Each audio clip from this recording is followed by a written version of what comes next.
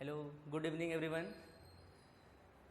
Today we are going to start IUPAC nomenclature of nitro, halo and benzene derivatives. Okay. तो अपन बात करते हैं यहाँ पे नाइट्रो, हेलो और बेंजीन डेरिवेटिव्स की बात करेंगे। पहले अपन यहाँ नाइट्रो और हेलो को देख लेते हैं। और नाइट्रो हेलो ही नहीं, कुछ कंपाउंड लिखते हैं, कुछ उसको आप देखना, जो ग्रुप है इसको अपन लिखते हैं कुछ, जैसे अपन बात करें थे वहाँ पे नाइट्रो की, है ना, समझना ध्यान से। और दूसरा है सर आपका, इसमें कुछ और इंक्लूड करते हैं। वहाँ के वहाँ लिखा गया हेडिंग दो ही का, nitro hello and benzene derivatives. तो नाइट्रो हेलो के अलावा सर एक और ग्रुप होता है, ये नाइट्रो हो गया आपका, ये हो गया हेलो आपका, और एक और अपन ऐड करते हैं नाइट्रोसो बोलते हैं। क्या बोलते हैं? नाइट्रोसो बोलते हैं, नाइट्रोसो बोलते हैं इसका, है ना। और एक और होता है आपका ईथर ग्रुप, ध्यान समझना, nitro, halo, nitroso and ether. इसमें आपका इसको अपन क्या करते हैं ना, all are considered as a substituent, all are considered as a substituent. तो लिख लो आप यहां पे, all are considered as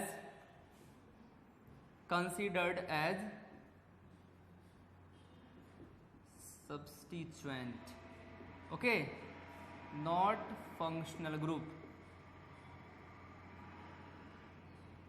not functional group. ठीक है, इसका नाम भी लिख दे रहे हैं। इसको क्या बोलते हैं सर? इसको अपन बोलते हैं, इसको नाइट्रो बोलते हैं। क्या बोलते हैं? नाइट्रो। इसको बोलते हैं सर हेलो। वो हाय हेलो नहीं, HALO, हेलो, ऐसा नहीं कि हाय हेलो, ये हेलो। हेलो मतलब बताएंगे क्या होता है। ये आपका है नाइट्रोसो। क्या है? नाइट्रोसो। इसको बोलते हैं नाइट्रोसो। और ये आपका है अल्कोक्सी। हम लोग इसके बारे में पढ़ चुके हैं, अल्कोक्सी के बारे में, इससे पहले वाले लेक्चर जस्ट। ये क्या आपका अल्कोक्सी ग्रुप है, ठीक, अल्कोक्सी। तो ध्यान समझना सर, ईथर ग्रुप को, जो ईथर का फंक्शनल ग्रुप अपन कंसिडर किए थे, वो क्या है, उसको सब्स्टिट्यूएंट ट्रीट करते हैं, वो फंक्शनल ग्रुप ट्रीट नहीं करते हैं उसको। तो नाइट्रो सर क्या है, सब्स्टिट्यूएंट है, और आपका हेलो को भी अपन फंक्शनल ग्रुप कंसिडर नहीं करते हैं, नाइट्रोसो को भी और अल्कोक्सी को भी।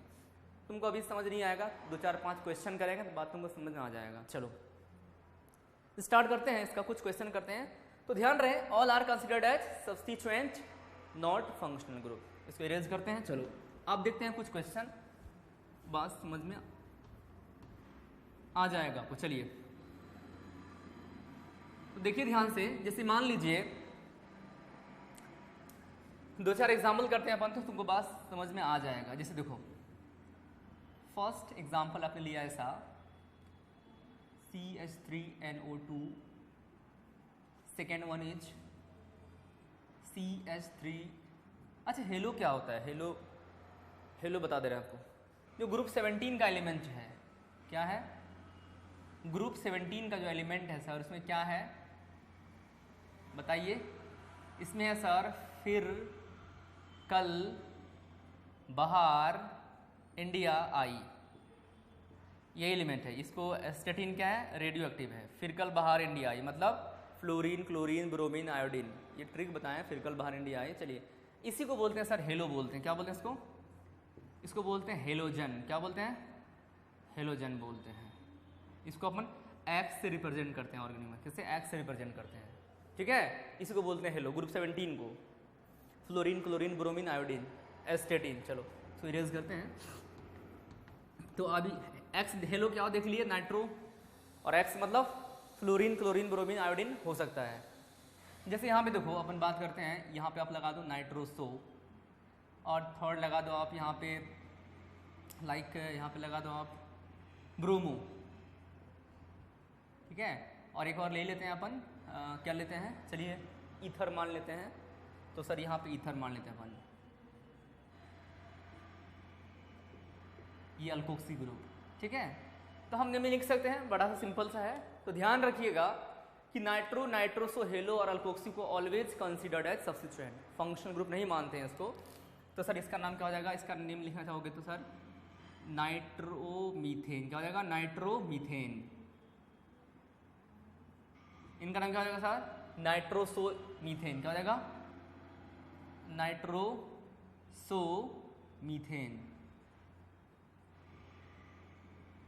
ठीक, ये हो जाएगा सर ब्रोमोमीथेन। क्या हो जाएगा, ब्रोमोमीथेन। और ये हो जाएगा सर मिथॉक्सी, ये बता चुके हैं आपको, मिथॉक्सी इथेन। क्या हो जाएगा, मिथॉक्सी इथेन, मिथॉक्सी इथेन। ठीक है, मिथॉक्सी इथेन। अब सवाल है कि सर हम कैसे मानेंगे कि सब्स्टिट्यूएंट का असर क्या जाए। अब एक दो एग्जांपल करेंगे तो आपको बात समझ में आ जाएगा। देखिए जैसे मान लीजिए आप एग्जांपल के तौर पे इसको लेते हैं अपन। ठीक, चलिए यहाँ पे लग दीजिए आप ब्रोमीन लगा दीजिए, यहाँ पे लगा दीजिए नाइट्रो को लगा दीजिए, यहाँ पे लगा दीजिए OCH3, मतलब वही मिथॉक्सी अल्कोक्सी ग्रुप। ठीक है, OCH3, और आप कुछ लगा दीजिए यहाँ पे। चलिए इसी को करते हैं। ठीक है, तो यहाँ सर ईथर ग्रुप भी हो गया, अल्कोक्सी ग्रुप हो गया, देखो ये भी हो गया, ब्रोमीन हेलो भी हो गया। ये क्या है, हेलो हो गया, ये हो गया नाइट्रो। ठीक है, और चलो कुछ और लगा देते हैं यहाँ पे, मान लो लाइक ऐसा लगा देते हैं, इथाइल लगा देते हैं। तो बेटा ये हो गया ब्रोमो, ये क्या हो गया, हेलो हो गया, ये हो गया नाइट्रो, ये हो गया अल्कोक्सी वो वाला ग्रुप हो गया, और ये हो गया इथाइल।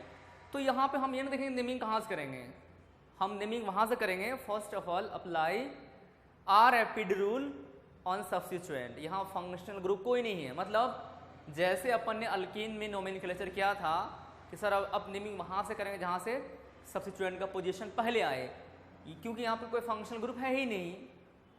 सबको क्या अपन ने काउंट कर लिया, सबको अपन काउंट कर लिया, क्या अपन ने सबको काउंट कर लिया, एज अ सब्स्टिट्यूएंट काउंट कर लिया। तो चलिए, तो बेटा लेफ्ट से नेमिंग करेंगे आप। तो 2 पे सब्स्टिट्यूएंट आया, 3 पे आया, 4 पे आया, 5 2 पे आया, 3 पे, 4 पे, 2 पे आया, 3 पे आया, 4 पे आया, 4 पे आया और 5 पे आया, 2 3 4 5। अब राइट से नंबरिंग करोगे तो काउंट करो कि सब्स्टिट्यूएंट का पोजीशन कितना पे आ रहा है। तो 1 2 3 आ रहा है यहाँ पे, 4 आ रहा है सर, 5 3 4 5 6 आ रहा है। तो ऑब्वियस सी बात है कि सर ये स्मॉलर डिजिट आ रहा है, तो ये वाला सही, ये वाला गलत। तो नेमिंग कहाँ से करेंगे आप, लेफ्ट साइड से करेंगे सर। यहाँ से 1 2 3 4 5 6 7। अब बाकी तुम समझदार हो, इसको किसने अरेंज करो, अल्फाबेटिकल ऑर्डर में अरेंज करो, है ना। तो सर 2 पे ब्रोमो है तो लिख दो यहाँ पे 2 ब्रोमो। क्या करो, लिख दो 2 ब्रोमो। उसके बाद यहाँ इथाइल है, यहाँ मिथॉक्सी नाइट्रोजन, इसको क्या करो, अल्फाबेटिकल ऑर्डर में अरेंज कर दो आप। किसमें, अल्फाबेटिकल ऑर्डर में इसको अरेंज कर दो आप। तो यहाँ पे सर नाइट्रो है, यहाँ पे मिथॉक्सी, यहाँ पे इथाइल। तो पहले क्या लिखोगे, इथाइल लिखो क्योंकि पहले ई आता है। तो 5 इथाइल, क्या लिखो, 5 इथाइल। ठीक, उनके बाद क्या करो, यहाँ मिथॉक्सी नाइट्रो, पहले एम की एन क्या आता है, तो एम आता है, उसके बाद में एन आता है। तो 4 मिथॉक्सी, क्या करो, 4 मिथॉक्सी, 4 मिथॉक्सी और 3 नाइट्रो, 3 नाइट्रो। क्या करोगे, 3 नाइट्रो। और लास्ट में क्या लिखो, हेप्टेन, अल्कीन है तो हेप्टेन, तो लिख दो हेप्टेन।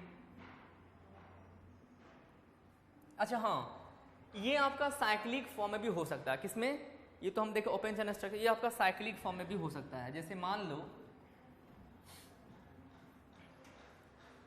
लो कि एक साइक्लिक फॉर्म का एग्जांपल लेते हैं अपन।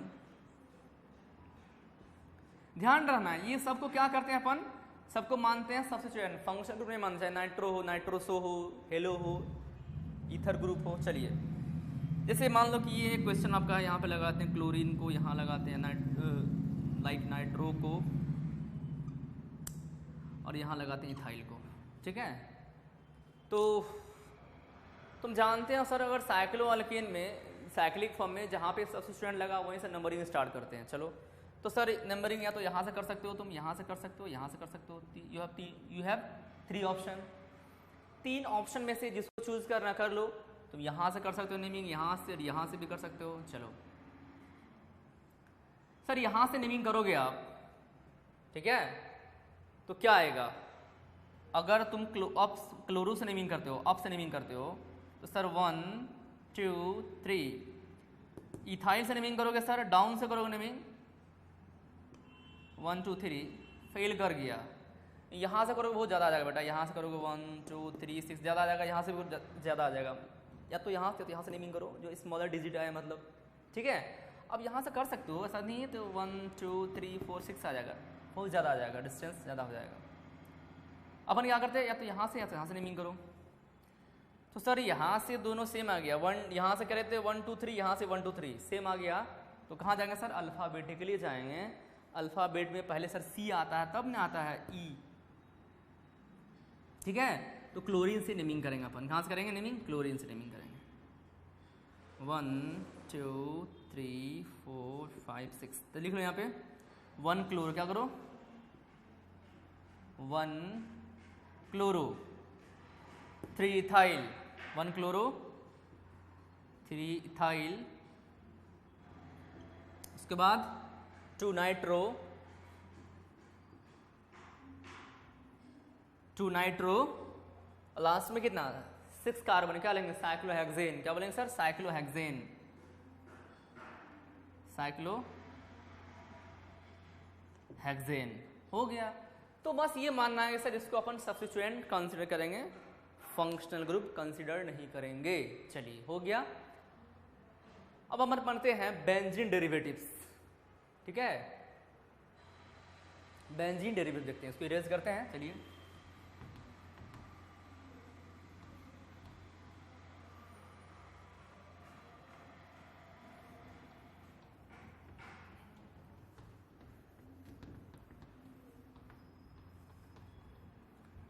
चलिए देखते हैं बेंजीन डेरिवेटिव्स।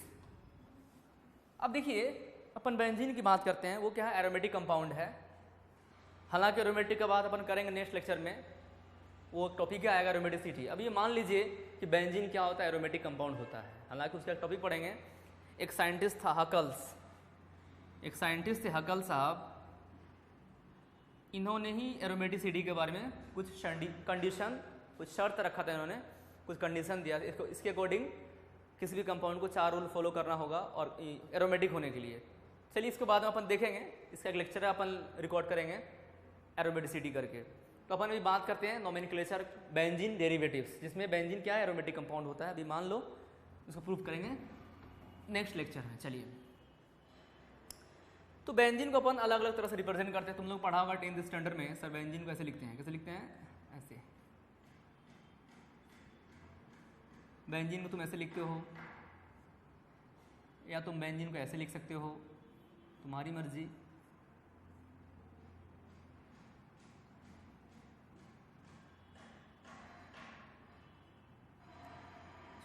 ऐसे लिखो,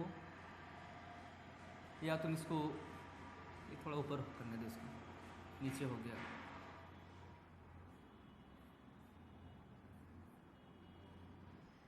इसको आप चाहे ऐसे लिखो, ठीक, या तुम इसको ऐसे लिखो, ठीक, या तुम इसको ऐसे लिखो।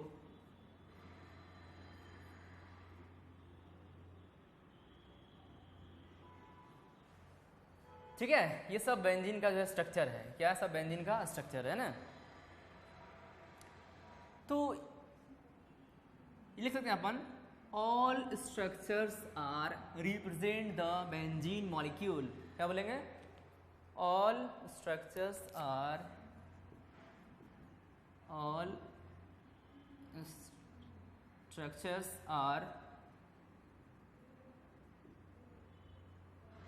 represent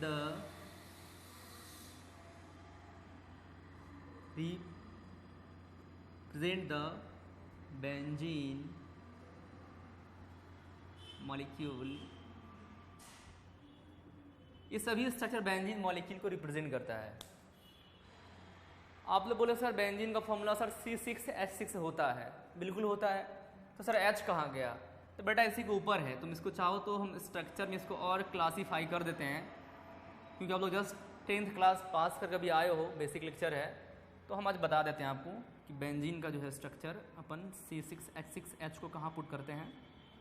हम ये मान के चलते हैं आपको कुछ नहीं आता है, 10th पास करके आए हैं, तो वही मान करके हम चलते हैं और इसको ड्रॉ करते हैं अपन। 6 कार्बन है सर, यहाँ पे पाई बॉन्ड लगा दीजिए आप, यहाँ पे सर पाई बॉन्ड लगा दीजिए, यहाँ लगा दीजिए। और तुम बचपन से पढ़ते आए सर कार्बन टेट्रावैलेंसी होता है, बचपन से नहीं मतलब टेट्रावैलेंसी कार्बन का होता है ना। चलिए टेट्रावैलेंसी होता है सर, तो यहाँ पे अपन एक H लगा देते हैं, यहाँ पे 1H लगा देते हैं, यहाँ पर भी 1H लगा देते हैं सर, और यहाँ पर भी 1H लगा देते हैं, और यहाँ पर भी 1H लगा देते हैं। हो गया ये बेंजीन का स्ट्रक्चर, ठीक है। चलिए